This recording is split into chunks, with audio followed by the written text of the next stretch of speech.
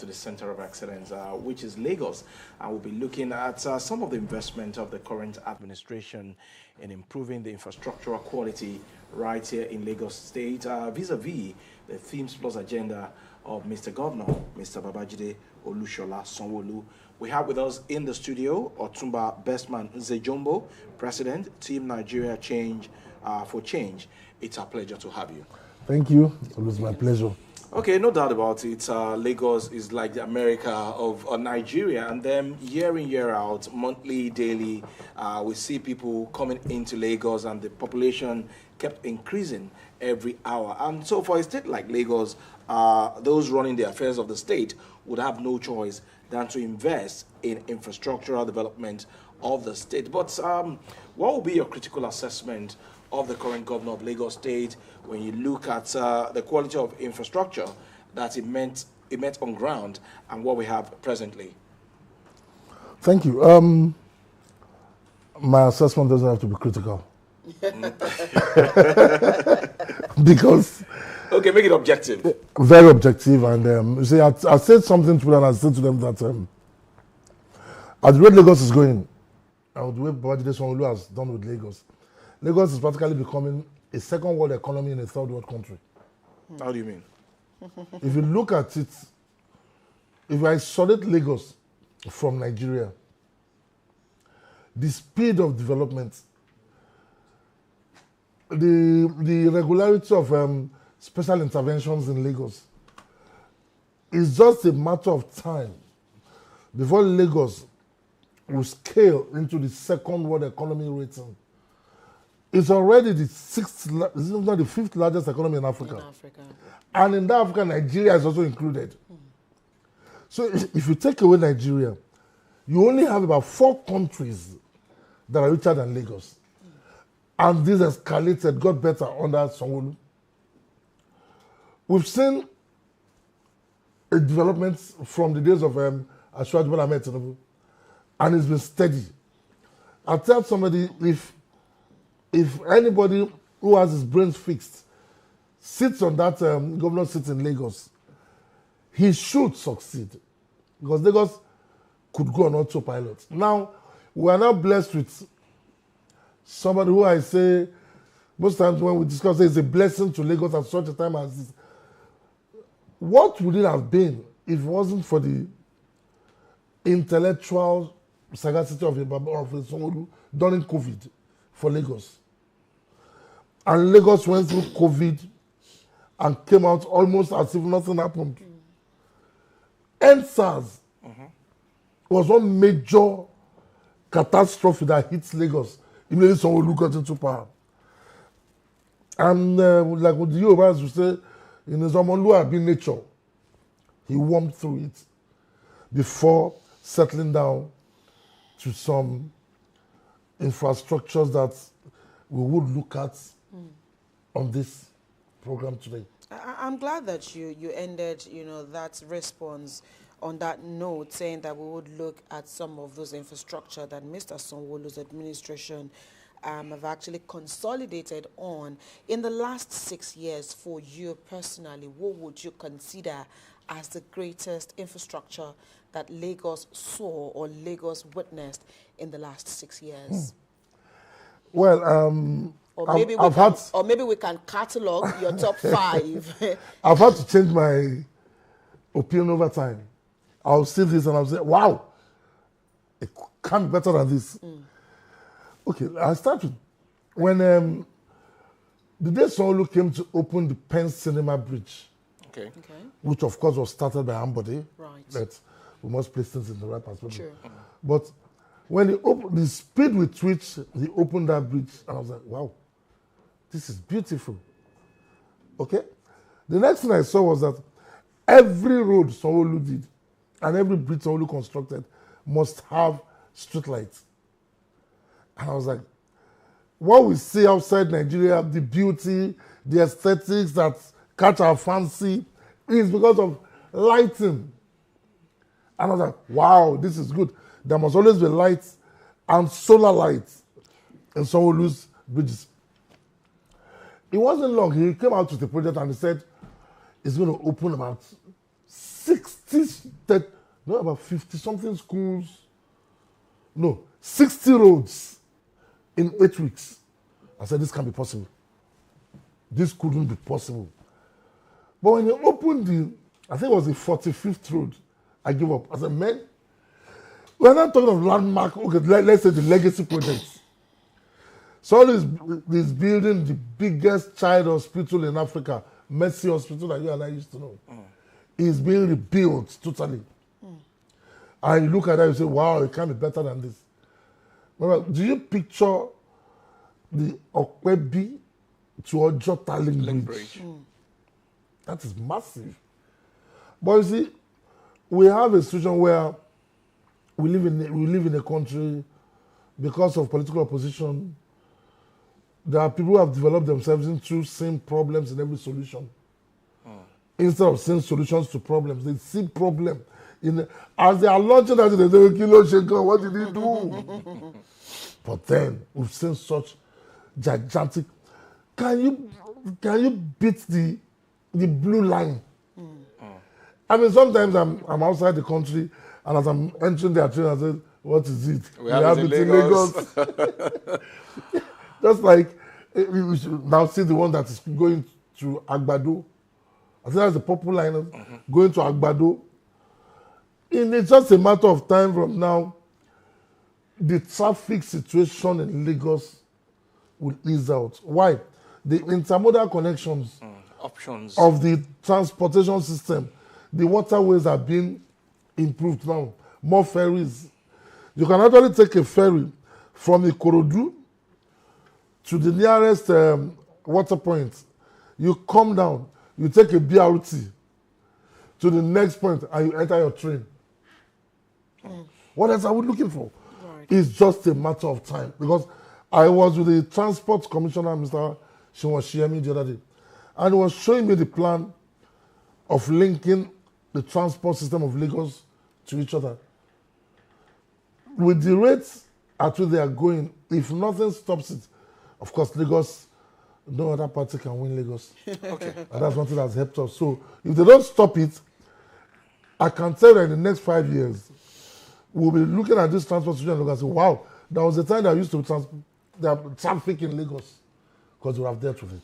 Okay, so would you ascribe all this development to the fact that a particular party had been in power since 1999, and of course the fact that we have a master plan which is like a guide for every governor of Lagos State as part of what is facilitating this development that we have seen in different sectors of the economy? I think you can't pin it on one. The fact that we've had the same party in power has helped, because continuity is key.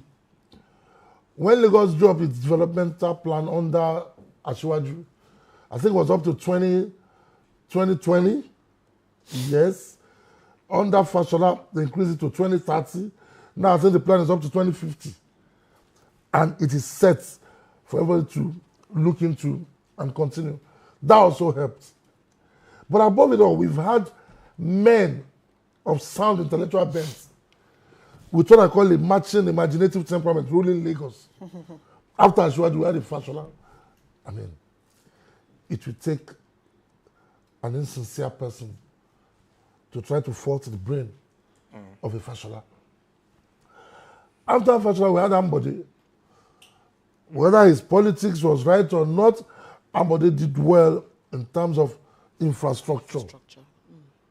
Then we now have the man himself, Babajide Sanwo-Olu, who is there right now. Sanwo-Olu, everything Fashola, Ambode started, he ensured they were finished. Yeah. Right. See the child care hospitals everywhere now. Mother child hospitals they are building. See the general hospitals they are expanding. I think it's done about almost 9 local governments now. Massive renovation in the general hospitals. So it's a combination of continuity, master plan, and the sound minds Right. that have been in power in Lagos. Okay, Bestman, let's quickly look at, I mean, since we're talking about infrastructure and what is that this administration has done in the last 6 years, let's also look at what critics would say. Looking at, you also at the beginning of this conversation alluded to the fact that Lagos is populous, and as we speak, Lagos is over 25 million and still counting, and a lot of people still come into Lagos every day, and not all of them return to where they're coming from. But at the rate at which Lagos is moving, infrastructure-wise, would you say that it is matching up to the number of people that are currently in the state, or is Lagos also infrastructure-wise developing at the level at which more people are coming into the state? I keep saying one thing, that Lagos is blessed at such a time as this to have Babajide Sanwo-Olu as governor. Why do I say that? This, what you just asked, I think it was in November, I was privileged to have a chat with them. Okay. Then I think again in January. And Babajide Sanwo-Olu said, looking at what happened in 30 December, the influx of people into Lagos, he said they are going back immediately to the drawing board to come up with plans that will make development match the tourism influx. potential Okay. of Lagos. Okay. I spoke to somebody who said to me, December 2026, he runs a travel and tours in the US. And he said to me, December 2026 is 70% booked. As That was what? 3 months ago. Wow. Is 70% booked. And out of that 70%, about 49 is Lagos. Lagos' destination. So some of those facts Sanwo-Olu is also aware of. So now, he and his team, especially the tourism ministry, are doing urban planning, housing, doing urban renewal, even with LAPCA, all of them.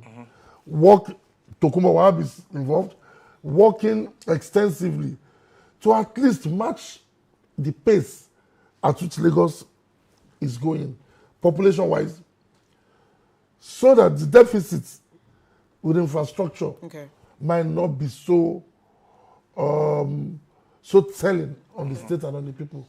So the state is aware of that. Okay, and the state is and working they are doing towards a lot. ensuring. They just brought, somebody just came back, I think it was from China, where they had to bring New coaches? a real kind of car rails, where a coach can take maybe just about 200 to 300 people, and it will be shortly like Uber, and it's real. So right now they are doing Light Up Lagos. And you know, when you have a lot of people and there's darkness, crime thrives.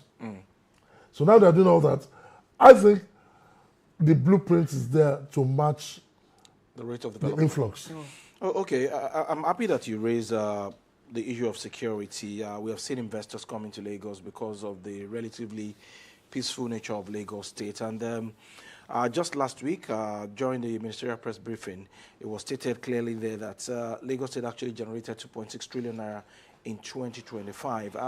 So as a leveler to Abimbola's question, when you look at the quantum of money that we are generating in Lagos, is it commensurate with the quality of development that we are seeing? You've asked two things now. The security, IGR. the quality of development I was talking about just now. But you see, Lagos has gone beyond return on investment. Sometimes your return on investment might not be good enough to attract foreign direct investment. Lagos have moved to the point of security on investment. Security on investment. If you don't have security on investment, you are not likely, no matter what your return on investment is, you are not going to see it as something positive. Lagos is safe. Relatively speaking, Lagos is safe. I don't think any of us in this studio can remember the last time they said they robbed a bank in Lagos. True. It used to be a common thing. December period, be careful, oh, thieves, a lot of thieves while we were growing up. December came, except we want to lie. You know that those things are not there anymore. Right. You are in your house, somebody broke into your house, they came into your house. Maybe there's no community or city that is safe, totally crime-free. Right. But give it to Lagos. Since the inception of the Lagos Security Trust Fund, there has been deliberate attempts to support the security architecture of Lagos. I am also a consultant on alternative security. And what do I mean? There was a time, because it's always good to be factual and with data. Right. There was a time on traffic in Lagos. If there's traffic, somebody could come, bang your window, snatch your bag. Think, when was the last time you had that? What happened? In each area, we put those people some of you call area boys. We call them the good boys. We've put them in cells and in groups. They are the ones manning security in their areas. They are the ones on the road now checkmating such. They are the ones gathering information to know who came into the community, into the neighborhood, and report to some of us who report to the police. Sometimes they are the ones that will even apprehend the thief. So to a large extent, the Sanwo-Olu administration have elevated security a bit more. A lot of people don't know this. All the important things are in your area, you sleep and you wake up. But of course, we are not there yet. Right. Lagos is also doing a lot now proactively to stop this banditry stuff that is creeping in the southwest. Into the southwest. Okay. But it won't come into Lagos. The other leg of the question. Yeah, well, like I said, there is no community or there is no country or there is no state that you say whatever income is commensurate with the level of development. There's always room for improvement. There's always room for what next. As we speak, Lagos is talking of the first underwater tunnel, which is going to come up anywhere from now. Where as you're driving, you get to a place, maybe it's a lagoon or something, your car goes under the water. By the time you are coming out at the end of the tunnel. Right, on the other side. We have it in China. I think we have it in Italy or so. So Lagos is planning that. Lagos is planning the fourth mainland bridge. That's what these revenues are will go into. Already the Lekki airport is fast coming up. Where you won't miss your flight anymore. Coming to Ikeja to fly. We are talking of another seaport in Lekki. We are talking of housing units that are coming up at the same time. So, much as I will not tell you that the development in Lagos is commensurate with the income, I can tell Lagos is, if it's to score a student, I'll score Lagos 85%. All right. Recently, we saw the inauguration of the Tolu Schools complex in Ajegunle area, and of course, a lot of people have commended this administration for that project because those schools, of course, are encompassing. They have modern facilities, mini stadium, a couple of other things in those schools. In your own opinion, what has this facility or what will this facility be adding to that area, and how embracing will education now be to those communities? The Tolu School project was such an amazing intervention, first of its kind in Africa. There's nowhere in Africa where you have, I think it's 31 schools in one location. Jack Onde started this project with those Jack Onde schools we used to have those days. And it's been there over the years, it's dilapidated. When Sanwo-Olu said they are building those number of schools in Tolu, I was waiting to see how it would turn out. Then when they included the sporting facilities, 36 and all, when they included the facilities, I said this is hope for a better sporting future. Nigeria is almost losing it in the area of sports. Why? School sports is almost dead. I played football. to the point that I got invitation to fly in Eagles of Nigeria. Played a bit for stationary stores. But in my first limelight football was Principal Cup those days as captain of Baptist Academy. Kids developed. Henry Wosu, God rest his soul, was invited to the national team from St. Finbar's College. Stephen Keshi, same thing. A lot of, right now, our football, our sports is dwindling. So when I saw this intervention in Tolu, I was elated because something good is about to happen again.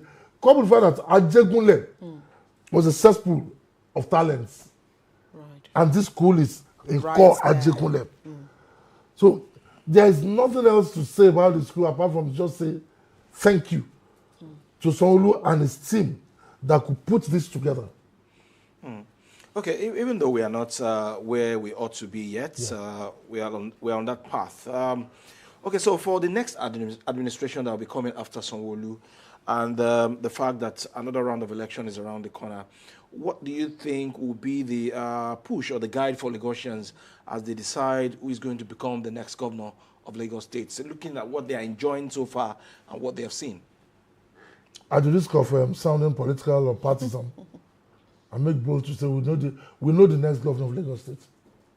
We have not voted. You know they call me Irumole. That's my nickname, Irumole.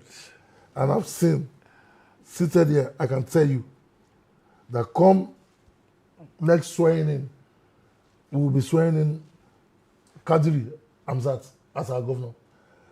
This is somebody who have understood it. This is somebody who Bola Ahmed Tinubu brought back from the US. Said, come and work in Nigeria. And it started. For long, he was commissioner for works. Very, very, very particular. Commissioner for works. Automatically, the infrastructural blueprint, he is aware. When Fashola moved to federal, he worked with Fashola in that Ministry of Works at the federal level. Then he came back to be deputy governor. He has learned the ropes. Lagos can only get better with Hamzat. I'm not saying that somebody else cannot make Lagos good, but I'm saying with the privilege of having a tested hand like Hamzat, it's time to sing hooray. Okay. I mean, sometimes when government puts up infrastructure, I know a couple of times during handover ceremonies, usually the governor or his representative would also speak to community members saying that this project is now yours. You need to own this project. How do we begin to get it into our subconscious that when these projects are done, they are owned by the people? So the kind of maintenance culture that the people should, have when these projects are sited in our communities. What do you have to say to residents this morning about owning infrastructure when government, is done building these facilities?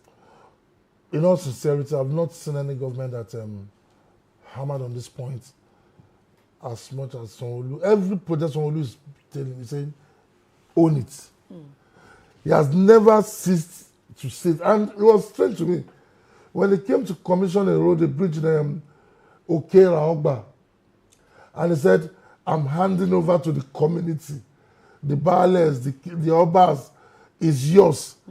I said, okay, what's this? And I started hearing him say it everywhere he has gone to commission the program. I said, okay. So that made me know that there's actually a culture now that we must develop. Let's go back to those days when a government will come to your community to do a project. And the Omoniles, The good boys. the owners of the land will say, no, you must settle us. Even before they do good thing in your community. And like I said, in recent time, because those good boys are now coordinated, they earn a kind of monthly pay. They do this. Such don't happen anymore. They are also the ones helping to protect those government interventions now, those infrastructures. But I think we can still do better. Recently, we saw vandalization in the coastal road. that's not yet been completed. We see people go on the rail tracks to vandalize the rail tracks. I see people break newly constructed roads for 2 reasons, so that there can be traffic for some bad things to happen, or for them to sell their streetwears. We've caught a couple of them. So like I said, the government needs to do more in the area of maintenance of infrastructure. But in Lagos, to a large extent, some of us are involved, and it is getting better. Okay. But it could still be better than this.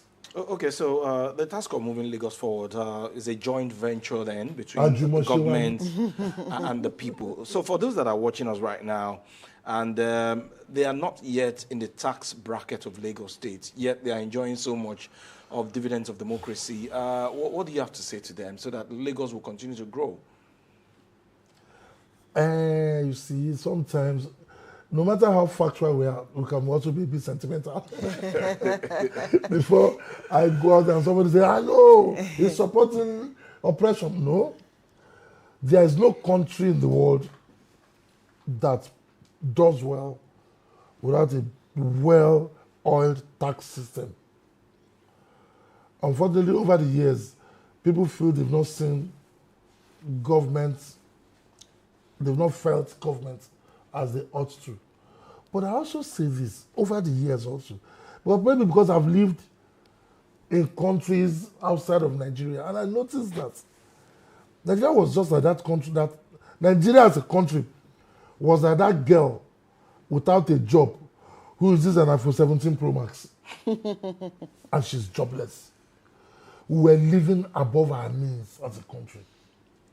Somebody who's on 3 million naira per annum salary job is living in a house of 5 million.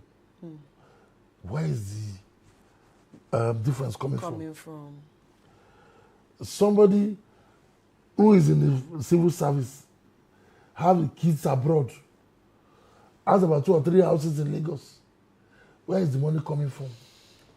The next thing he says, I do not, is here in Nigeria here, I do not live on my salary.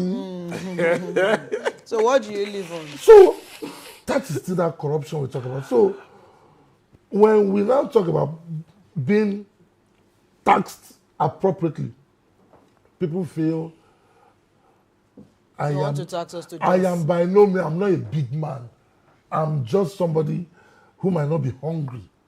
So when they say tax, as I was coming here, LIRS just sent me a final notice that I have not paid because I do not allow them to say, help me do this. No. You give my tax, it's so much, I break it to pay. So Nigerians need to build that tax culture so that you can talk. If you do not pay your tax, you cannot talk to government. Somebody says government is bad. And this person saying government is bad, sorry to his mom, will sleep with a girl in his class before passing that girl in school. He's not saying his own error. A lawyer is saying government is bad. And he goes to court, getting adjournments, so that the man will continue paying him. He's not seeing his own. Okay. As we close this morning, it is the rainy season. The environment is also part of infrastructure. What do you have to say to Lagos residents who also use the gutters, the walkways and other places meant for everybody as their dustbin, and also for people who would deliberately block their drainages because they say, oh, the PSP operators aren't here, as we close this morning? I can't remember the last time I raised my hand to hit somebody. But yesterday I hit a guy who I caught defecating on a what's it called? Not necessarily, not gutter. A walkway? Like a... Culvert, the median? When you do roads, what's... That's the walkway. The walkway. We have a name for it in Lagos. Okay. It's not canal. It's not gutter. No. The one in between. Drainage? Drainage. And I saw that and I was like, I had to hit him, then cut him, and hand him over to vigilante boys in my area. The same us will experience this flooding by reason of our own indiscipline and our own carelessness. Tokumbo, our commissioner for environment will come, distilled, say this house is blocking the flow drainage of flow. water. The next thing we will say is, it's because the house is owned by an Igbo man. That's why he's removing it. Forgetting that a lot of the houses demolished in Oworonshoki were not owned by Igbo men. So the moment we bring all these tribal polemics into what we do, I saw somebody when I was driving and he had a bag early morning, dressed for work. So that bag was, and that's what, as he came out, she just dropped it. So that morning he dropped her waist to put on the road before people came out. So I'll advise negotiations that, like we said, own it, own the community, own your neighborhood, own the waterways, own the gutters. It is in our own interest. Right. All right, I would have to leave this conversation here this morning. Thank you so much. Time is fast spent. I was going to ask that you tell us the story of this Otunba. I am the Otunba of Agudaland and Atulushi of Ibu. Town. Okay. But I'm from Rivers. Yeah. Okay. All right, producers, you need to bring Otunba Bestman again on a proper Lagos conversation so he will tell us, about his Lagos experience. I'm the grand patron of Yobajulai. You see, he needs to come and tell his Lagos story, especially now that we know that he holds many titles here in Lagos, and especially on Fridays at Imbola. Yes, I'm out of that conversation. Otunba Bestman Nze-Jumbo, President Team Nigeria Change for Change. Thank you for coming on the program today. Thank you. All right, we'll take another quick break. We'll be right back. The views expressed on this program do not represent that of the producer, management of Lagos Television, or the Lagos State Government. They remain the perspectives of those expressing them. Thank you for staying with Lagos Television.